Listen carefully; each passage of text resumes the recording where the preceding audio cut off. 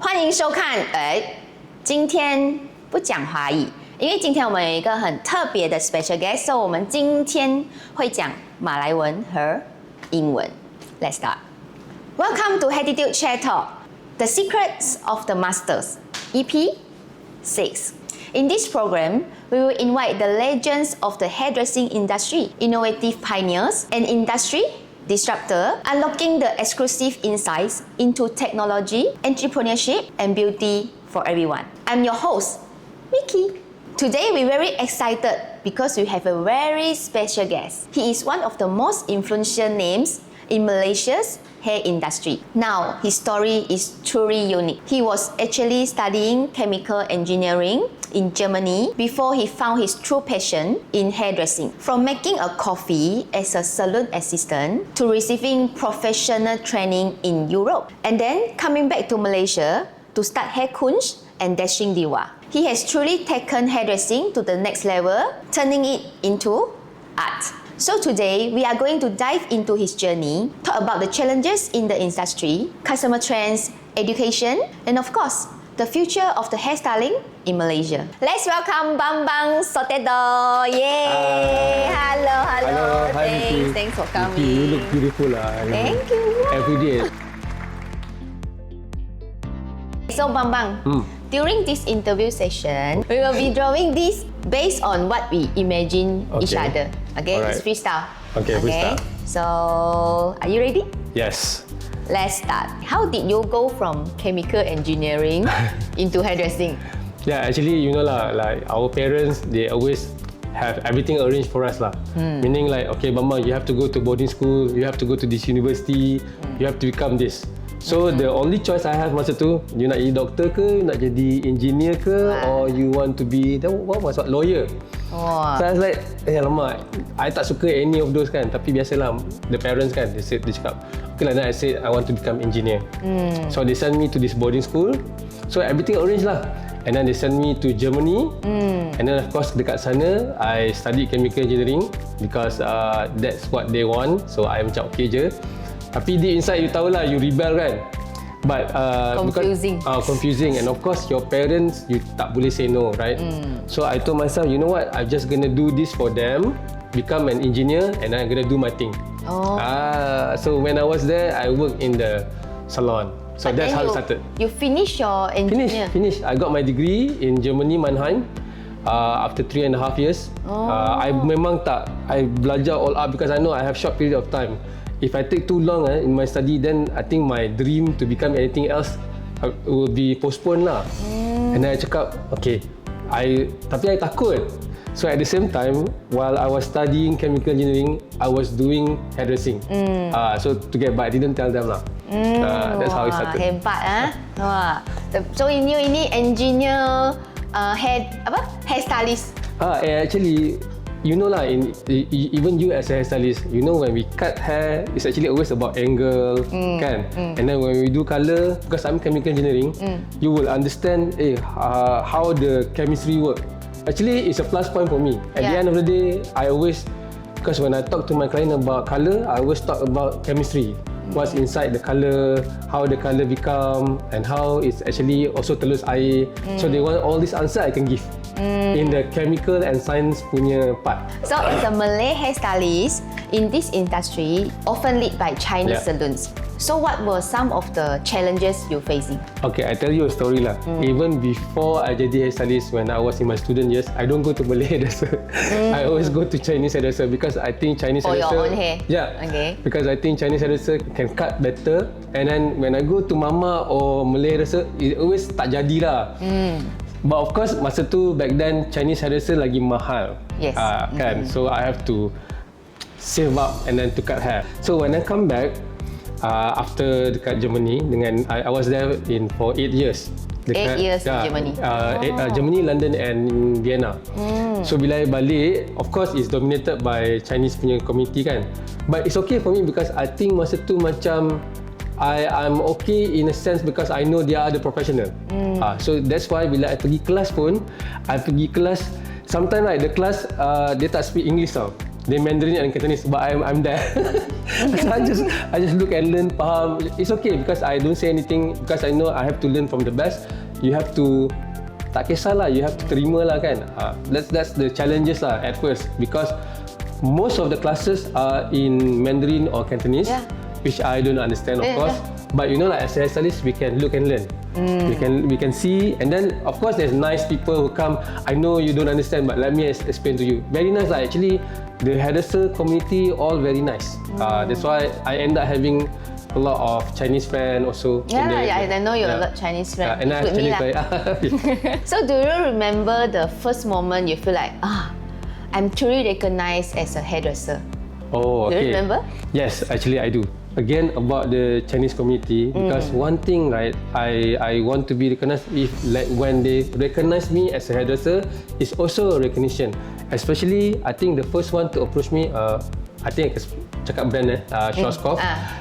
They came to me, and of course, all dominated by Chinese community, and then they want me to be part of the team, of the technical team for Schwarzkopf. So that is because when engineer degree mah. Maybe. Anyway, you can explain very well. And masa tu because I can speak fluent German and the boss are German. I remember, I don't know whether you know her or not, Miss Lina Tan from Schwarzkopf. Actually, this was 15 years ago lah. Long time ago. She approached me and said like, we want you to be part of the technical team. And I say yes, and that is when I know my work and my ethic and my credibility as a hairstylist are being recognized. Happy lah. Happy lah, mestilah. Tiba-tiba naik pangkat. Tiba-tiba naik pangkat. So from your perspective, what is the biggest challenge in Malaysia hair industry is facing right now? I'm not sure about you, but I think we don't have the macam level in a way macam okay. Pricing satu, because everyone can just put whatever price they want, and then second, education in a way macam, for example when I was in Europe, for you to own a salon you have to have a certain experience, you have to have a diploma at least and above, then baru you boleh jadi salon owner. But in Malaysia, right, everyone can be a salon owner even if they are not hairdresser. And then you have money and then suddenly say, I want to open a salon. And then you dump in money and then buka salon. But you know, like you, right, you're a salon owner, but you yourself are a professional hairdresser. I think this is the correct way to open a salon. So standardized. I mean, like at least everyone have this kind of level to open a salon ke apa ke academy kan. But not like everybody can open a academy, everybody can open salon. I think we need to centralize and maybe ada macam guideline lah, guideline. Kena pergi SM ke, ambil tu apa-apa, kena cert ke. Oh yeah, that's the thing because kita tak ada, we don't have board, macam board to look after all these things. Tak ada proper board lah. Macam dekat Europe sana dia ada proper board. Before you nak buka salon or before I give you license to open your salon, you have to have this, and they will come and check. Kena memang standard dia tinggi sikit lah. Yelah, kena ada standard lah. So there are so many salons in Malaysia, but not many that become a strong brand. So what do you think about this? During my time, masa I think kita have to do a lot of sponsorship, a lot of put ourselves out there in terms of people to come and to know about our brand. But you very active lah actually. Kena. Because tapi sekarang, right, I think it's easier in the sense macam everybody like you're doing a YouTube channel. I think this is the kind of effort that people tak nak buat. Because sometimes they think marketing, right? I mean, for you to have this setup, you have to spend a lot, right? Like the camera, this and that, everything semua. And tak ramai orang, I mean, not many will actually spend. They have nice salon, they have good hairdressers, they themselves are good, but people don't know. Because they don't spend on marketing. You have to do this kind of thing yang you buat sekarang ni to be able to be known. Sometimes you don't see people I mean it's not viral lah apa, but you know, I would rather have small viewers, like quality viewers, rather than 1 million reach but then nobody come, right? Actually there's a lot of viral thing but nobody come actually also. So sama lah juga. So I think in a way you must have budget for marketing. You must have professional people to come and shoot you. Macam ni sekarang, you must have good lighting. These are all the money that you have to put in your budget. And not a lot of people willing to do that. You spend time in Europe. How do you see the difference between being a hairstylist there compared to Malaysia in terms of respect or income? Okay, income memang different lah. I can remember like there as a hairdresser, even masa tu I was a junior hairdresser. When I work in London, I think the income was is actually a lot better lah. Because you know why, dekat sana they see us as a professional. That's the difference. Malaysia, they see us as a creative people, hand worker. Even the government put us in the hand worker category, not the professional category. If they put us in the professional category, we are sama level macam engineer and doctors tau. Tapi macam itu dekat sana. Dekat sini we are seen as a creative people, which is okay, not bad, but I would rather they put us as professional. But I totally understand why they don't put us in professional, because tak standardized. We are not standardized. Because macam doctors, engineers, lawyers, they have boards that oversee this. So that's the first main difference yang I nampak. Second different, when I work in Europe, I think they are more work-life balance sikit lah. This one kita kena belajar sikit lah. Because dekat sana, I know kita macam susah nak terima, they close on Sunday. They close on Sunday. They close on Sunday, so they have weekend. We don't have weekend, right? We don't have public holiday, betul tak? So they have. So work-life balance, they orang better. Even this, I'm talking about because I was there 18 years ago and lived there for 8 years. So even until now pun, bila my friend kat sana, because I'm in contact, they have even better work-life balance. And we are still not there yet. Kita kerja macam lembu. Lembu, yes. Kerja macam lembu. Betul. Kita weekend macam wah. Yes. So we don't have weekend. That's the thing lah. Our work-life balance a little bit off. I think we can learn something from that. You close first lah, Sunday. I ask people to do it, but I don't do it kan. Somebody have to start first. Yes. So you work with Malay, Chinese, Indian. Do you see difference between their beauty standard and expectation? Okay, when it comes to beauty standard lah, macam I think semua orang sekarang mostly ada sama. Tak kisah regardless you are brown skin ke, white skin ke, putih ke, kuning ke, hitam ke, but we are looking at the same beauty standard more or less lah now. Macam sekarang Korean, kan, those macam yelah nak skin macam you. Dulu we are looking at more on Hollywood, but now not really kan. So everybody somehow have the same beauty standard, regardless what race you are.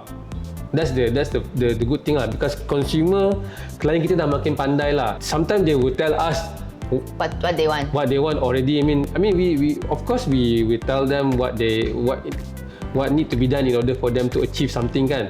Tapi they already know lah somehow, because they do readings, they check already, they know what's balayage, they know butterfly card. Yes, butterfly card. They know all these terms. Sometimes better than us, kan? I tak pernah dengar pun dah sampai dulu dah. I tell you the first time I heard about butterfly card is from my client. There you go. What is butterfly card? Then I go and see all layer. And then because I don't cut layer one, I still cut layer. Wolf cut, I heard before. So wolf cut is from my stylist lah, Leonard. Okay. In Sunway lah. He always cut wolf cut one. That's why I know. Then I said, because normally my style is more to straight, thick hair, volume, all that. Not no all these fly one. But oh, this is butterfly. Sama lah. My client said, Mama, I nak potong wolf cut. Shit. Kita pergi belakang. Oh yeah. You Google kejap. Lepas tu okay. That's funny tau. Because especially the younger generation lah. So for Muslim women who wear hijab, do you think it's a limitation for the market, or is actually be an opportunity? No, actually, a lot of people say because when they wear hijab, they don't do anything to their hair, right? Actually, you're wrong. You do a lot of things to their hair. Especially the one with the hijab. You don't know, under the hijab, the colour boleh jadi pink, merah, hijau, biru, semua ada. Yeah, so sometimes they are more creative than the one without hijab. So even for you kan, macam I think most hairdressers now they dah tackle lah this issue. They have private room, they have all this. So because hijab memang I would say they are more daring than the non-hijab one. Because cover already. Yes, because cover already. Because anything happen, it's all under the hijab. So they don't care. So don't underestimate them lah. They're the one who actually gonna spend a lot. They're gonna do Like definitely they're gonna do scalp treatment because wearing hijab sometimes gatal, right? So they would definitely do color, highlights, everything. So haircut can also be creative. So I like to do hijab, but sometimes the only limitation I have with hijab, sometimes they don't want male lah. They want female. That's the limitation. At first, some of them okay. After a while, they said, Bambang, can I have female hairdresser? So I will lose client lah. I slowly lose client, but it's okay because I totally understand because it's a religion thing kan. So they want to be styled by female hairstylists and they want to be in a place where it's covered lah, that the one thing. But you have a lot of female hairstylists. Yeah, right? I have a lot of female hairstylists. It's just that me personally, I will start using them lah.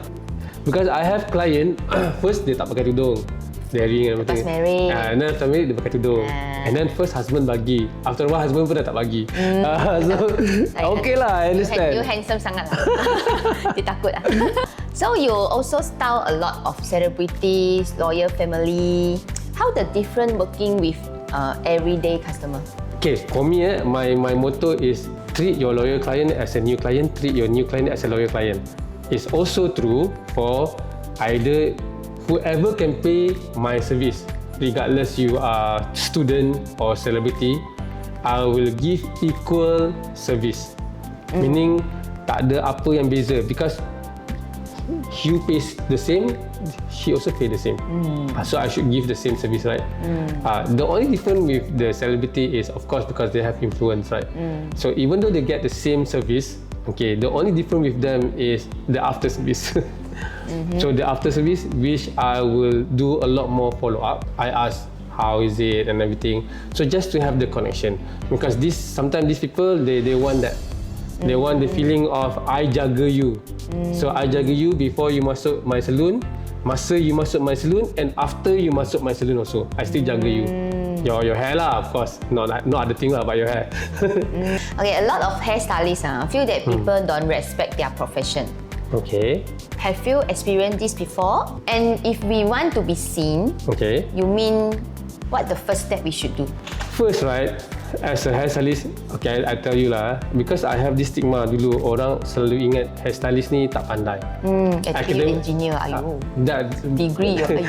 Tak pandai, academically tak pandai lah. So my saudara mara would think that because he's not well in the studies, so that you mean your relative or relative, even some people lah. So that's the first stigma yang ada, yang orang think bad about hairstylist. Second, this is mostly my dating life lah. When somebody your dating life. When somebody know that I'm a hairstylist, even though I tak cakap I kat mana ke apa, I just what you awal-awal lah kan. They would think, she would think that I don't have money. Which is true. I have sitting in the bar. This is true story. And then she came talk, and then I tegur lah, and then I bagi drinks and buy, and then talk, and then suddenly she asked me, so what do you do? I said I'm a hairstylist. And then suddenly you can tell the eye flying already. Yeah, the fire tak ada dah. Dia terus macam so okay lah. But I don't want to tell her, but because I didn't finish yet, so I didn't tell her at the point that I have 3 salon ke 4 salon. I tak cakap lagi pun, I just kat hairstylist je. When you ask me the question lah, people disrespect, yes, ada sometimes. They would think that we are dumb and we don't have money. These are the 2 things that happen to me. It's very true. But it's okay because one thing, how to change people's perspective, first we have to be proud when we say we are hairstylists. I have to be proud and I know I'm a professional one. And when you carry this right, because at first bila you jadi hairstylist, maybe I tak carry this very well. I memang ada rasa malu-malu because maybe I tak rasa ada achievement yet. But after a while, I dah tak malu dah because I know I'm doing the right thing and I love the job. And this is what I want to do. So that's the moment I switch, and the people see the confidence in me, then they say, "Oh, Bambang is a proper, real, professional hairstylist who has money." Like just joking, but you know lah, it's how you carry. Like when I look at you also, right? Sama, you carry this very well. People will straight away know that you professional. You must have, even though I don't know, but I know you actually must have few salon, something like that in that direction. So it's how we carry ourselves juga. You want yourself to be seen. It depends how you bring out yourself. This is what I mean. Betul.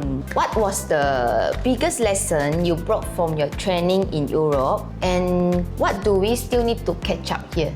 In order for people to take us very seriously in this industry, it's all about the consultation. Consultation too very important, because sometimes when hairstylists, some bosses kan, some professional hairstylists, they sit there, the client sit there, they don't listen. They don't listen to the client, and then they say what they want to do. Oh, I think you should do this.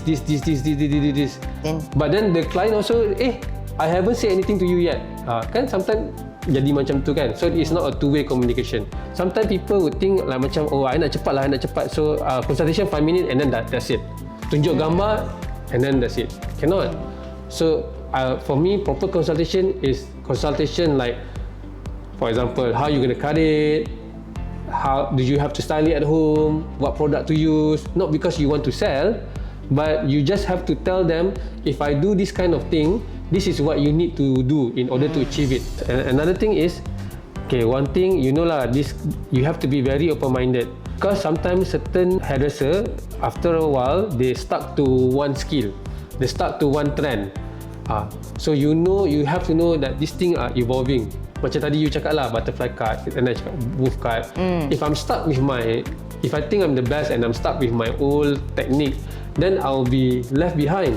Because the Gen Z, they not wait for you. They just, this hairstylist are dinosaur lah. They always do same thing je. So you don't want this, right? So you have to showcase that you know all the new trend also. I'm telling this because banyak, especially bosses, they are not willing to change. They always think that their way is better. So how you personally keep your team motivated and inspired? I noticed lah from your social media, sometimes I see you sharing, you always got classes with them. Yes. I always got classes. Quite active lah. Always I can see. Every month must have one class. If it's not from me, it must be from someone else, meaning someone that I bring to come to the salon. Because at the end of the day, like I told you lah, the trend is changing. Sometimes I also cannot keep up. So I have to ask someone to come and teach my staff. So they will be very motivated to learn new things. One thing about us hairdressers, we want to have new skill, new thing. So this is the thing lah. I keep them on edge. Meaning, if I don't want them to stop lama. Sometimes I bring them somewhere else, Melaka ke mana-mana ke, even to barber punya academy, just to let them see, barber pun ada certain skill yang kita boleh pakai. So that and then sometimes I just want to show them, macam you tengok you rasa you hebat kan, you tengok these people how they cut, wah, so precise kan. Barber kan very precise. So kita nak make sure that dia tak rasa dia orang hebat lah. That's the difference. So looking at your two brands, Hairkunst and Dashing Diva, how do you position them differently? And then any new project coming up? Alright, good question. So Hairkunst, we have 4 branches, and then Hairkunst is, I position it as a premium salon macam you punya. Dashing Diva is a fast, affordable salon for women only. Why I say fast? Dashing Diva is a female version of barber. So it's affordable, but can do color all lah. So this is how I position them. So for example if you look at, I have 4 Dashing Diva, I will put it in the place where all the younger people are there, contoh student. So when I put the staff, I also put staff yang tak tua. I put young staff, maksudnya 20 years old and 35 and below, only in Dashing Diva. Because you tahulah, sometimes kan the hairdresser, the client, when they see younger crowd inside, they will see, this place is very high. Because like in Hairkunst, I have experienced stylists yang more than 10 years work with me. But when you work more than 10 years, you must be what, 35, 40. But because your Hairkunst, maybe the customer is elder age. Yes. Above the younger one lah. Betul. And because sometimes I realise after a while, kalau I jadi hairstylist pun, if my client, sorry to say this not to ni, client I semua tua, I'll be boring tau, because like they will do the same thing, only colour roots, only one solid colour, you know what I mean? So after a while we become bored. So I don't want to get the same those kind of clients only.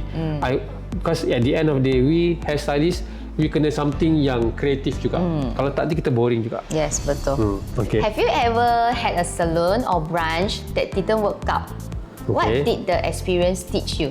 Before COVID, I have one branch in Kota Damansara, in Sunway Giza. I think I become a bit too tamak because the curve and Sunway Giza is not far. I opened a very big branch, 2 tingkat. In Kota Damansara? In Kota Damansara, Sunway Giza. Giza, okay. Sunway Giza. So 2 tingkat. So first floor and second floor. What name? Hairkunst juga, but I got Hairkunst Center. So maksud like it's a center for everything, like got academy and whatnot. But then I realised it's a wrong move in a sense, because everybody that goes to the new branch is the same person who go to the curve. You know what I mean? So you're too near already. Yes, I opened 2 branch in the same similar place because you know lah, you need audience. Never try, never know mah. So after 2 years, I closed lah that one. So that's my first. Before COVID. Before COVID. That one actually 2012. Long time ago lah. Long time already. Long time ago. And then right before COVID, we have 10 branches. We have 10 branches. During COVID, we closed 3. Because a lot of things lah. That is also pengajaran lah untuk I. Because the business, even though stable, tak stable pun, when things like this happen, dia memang macam ni je boleh tutup kedai. Yalah. That's what I learned lah. And I realised in this business, cash is king. Meaning you have to have a lot of cash reserve in order to survive. The reason why we survive also because our cash reserve banyak masa tu, but we use up everything sampai habis. Because during COVID, I have 35 staff to pay, but I tak sampai hati tak bayar tau. So I bayar diorang even when kena open.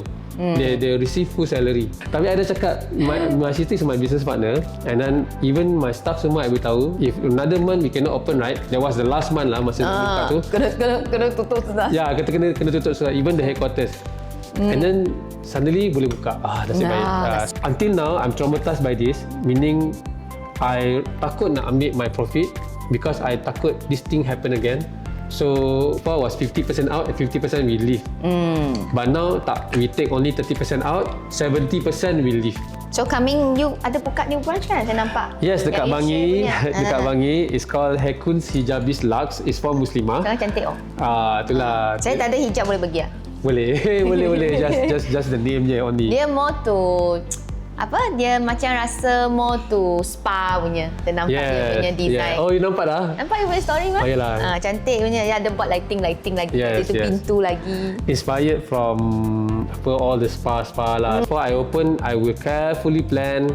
Okay, if you look at why I put it there in Bangi already have, I think, more than 10 salon there. More than 10. That place alone got more than 10. And all the powerful one in the Malay community lah. But that's the thing I like. I like a good competition. I'm not there to come and do discount war. In fact, our price will be the most expensive one there. Tapi tak apa, because you give service. Yes, we give service. Different experience lah. Betul. The customer come and different experience. Betul. As a Malay hairstylist, have you ever faced any culture or religious bias? How do you deal with it? Honestly, I learned business from my European counterpart, meaning my boss in Europe, and also all my Chinese friends. Because Chinese friends, they know how to do business better than the Malay. In general, I would say in general. Because I think, you tahu tak kenapa? Because I realise my Chinese friend, anak-anak diorang ajar about money at a very young age. Yes. Already. The value of money. But Malay tak ada tau. Beli kalau kaya, beli. Macam you don't care. Lagi kaya you, lagi you macam tak bagi. That's why sometimes they become very spoiled brat and then they will end up miskin, even though the parents kaya. So they don't learn about the value of money. So same thing with me. I start learning the true value of money when I associate with my Chinese friend and my European punya kawan-kawan lah. So they teach me how to do business. In fact, 3 years before I buka my own salon, I planned 3 years. I have my own business plan, expenditure, everything. I already planned this 3 years before I open. So that I know I don't want to become those typical, sorry lah, sound a bit racist, typical Melayu buka business then don't know how to handle cash flow and whatnot. So then in the industry, when they see me coming, and then I plug my first salon 18 years until now is at the Curve. It's already in the mall. So when I open dekat dalam mall, semua orang macam, wah, are you sure ke? You say if it's not work out, why you say this? You don't say this kind of thing, right? They always say this kind of thing. Even not only friends lah, even my own family also say things like that. Another thing is orang akan ingat yang I dapat whatever my achievement is because I have someone helping me macam shortcut, you know what I mean? Not yourself. Not myself. Not really hard work, but actually it's very hard work. Very hard to get here. Normally like that one. People only see you success. They don't see what you do behind. Yes, dia tak nampak berapa kali I dah jatuh. Ingat, oh itu dia laki lah. Dia laki lah. Dia ada banyak orang tolong. Mesti bapak dia kaya lah. Tak ada, bapak dia tak bagi apa pun.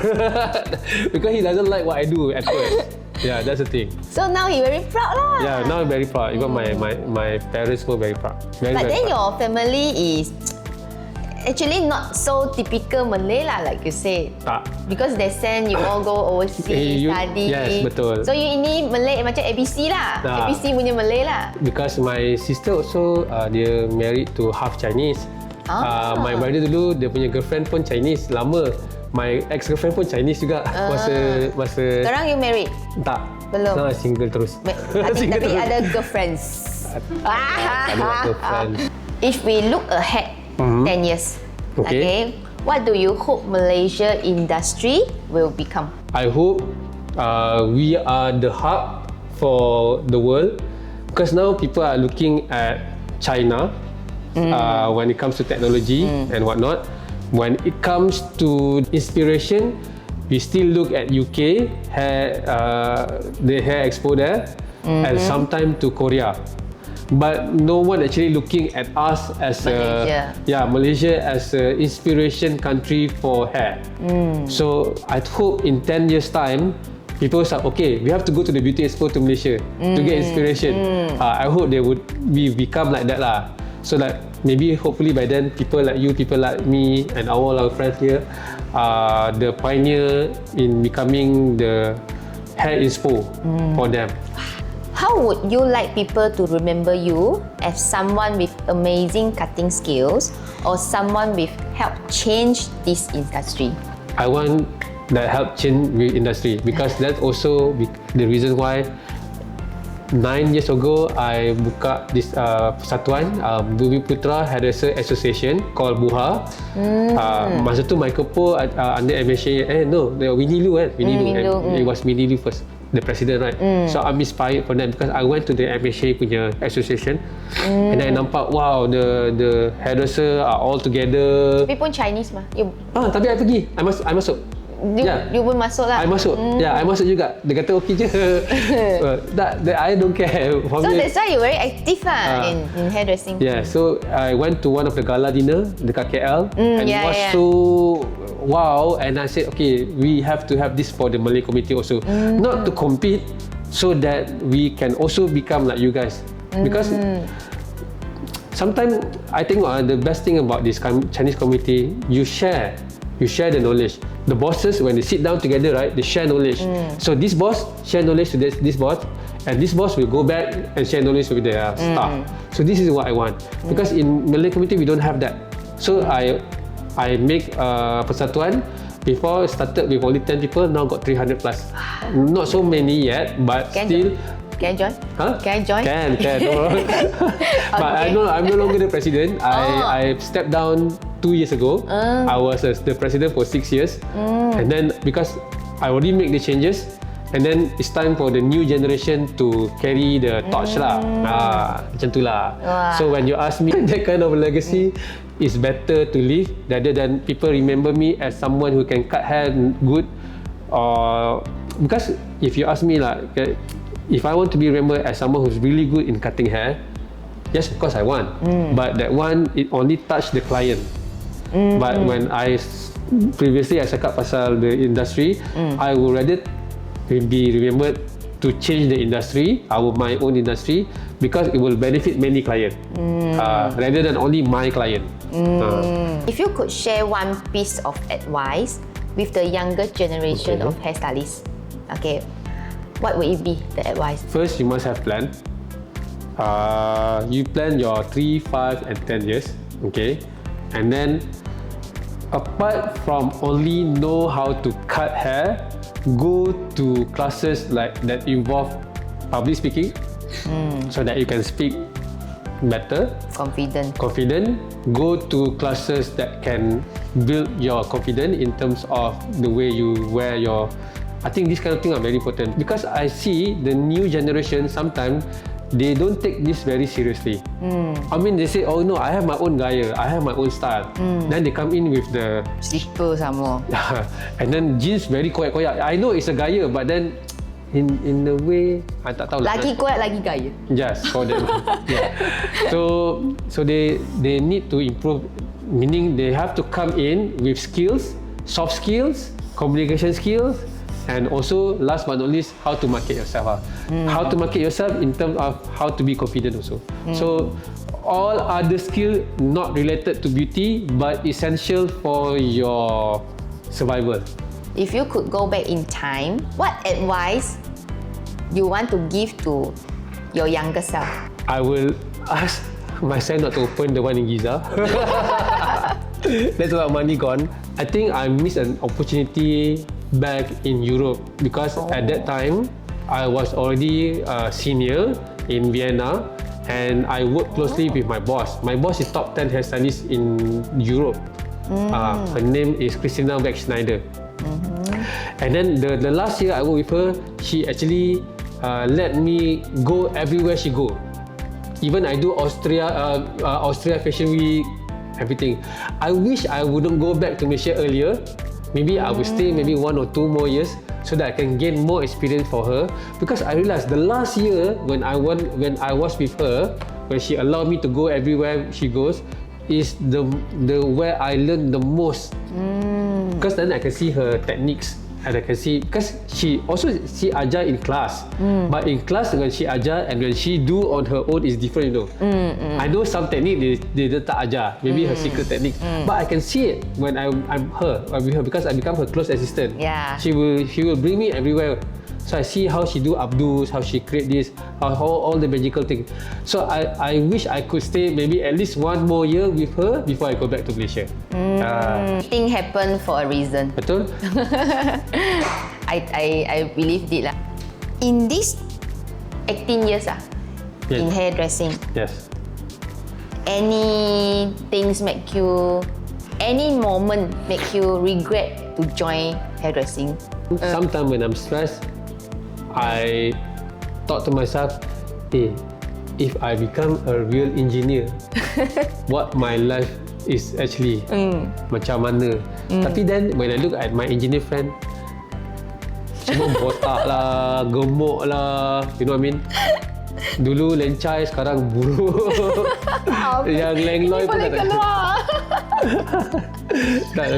Yeah, because I think they stress at the job, and then the 9 to 5 work maybe, I'm not sure. Tapi sometimes I do think that, but then at the end of the day, I happy lah with my job, because you know, even though we said at first we don't have work-life balance, macam kita work every day tau. Kalau ada own business lagi, kita nak ambil client every day. Kadang-kadang sampai malam, and then that's why most of my relationship fail also in the early years, because I don't have time for them.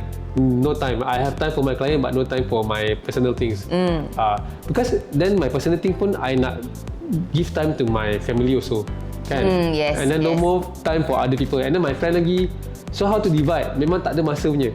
If you want to be successful lah.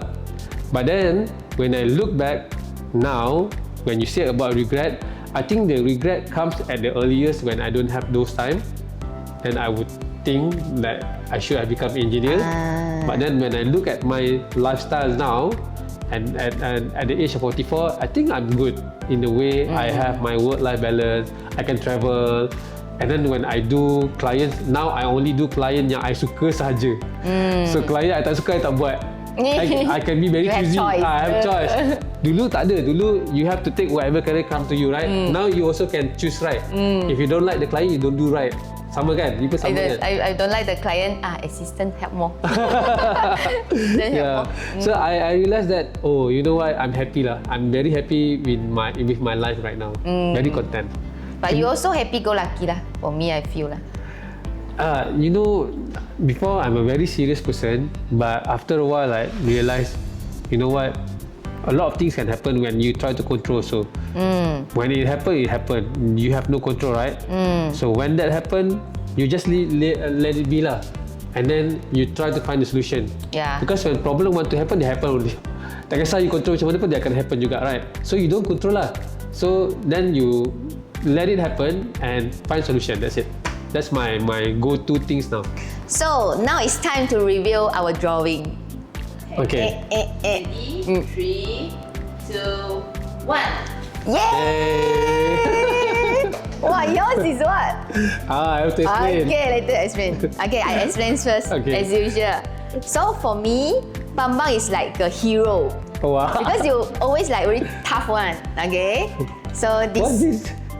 All the formula. Yeah, all the formula. I don't know it's ngam or not lah, but I remember XY or something like that lah. Okay, so this is what I give you. So you are the hero. Wow, thank you. Memang. So like a knight lah, knight. Yeah, then you very tough. For me, always I see you very tough. Okay, so this is hero Bambang. Yeah. So you see, there's a title there, border, and then I put here less. Okay, maksudnya, you know, when it comes to ourselves also, like for example, like you see, sometimes we are blue, sometimes we are yellow, sometimes we are green, and then sometimes we are red, and then in the middle there. Just to also remind ourselves that it's okay. Sometimes do not put border. Very abstract. Wow, very deep this one. So even the sea, you see, the feeling can be mixed and then can become different color. So you see like blue plus yellow become green. Red plus yellow become orange. That is when you put border. You actually have this different color. But when you are borderless, you don't put border, then you get all these other colors that can bleed out. For me, right, sometimes it's good that we put wall to protect ourselves. But it's also okay to become borderless, no wall. Because sometimes you get the colors that you don't see. So because biru plus kuning, you get the green. So you become green. So green is a good color, what? And then when you feel yellow again, and then you, for example, you are very angry, you red, very angry, and then you take out put the border aside, and then you become orange. So sometimes this is something that I learned because I'm actually, before you know me like this, I'm shut down. I shut in lah. I tak suka orang kacau I.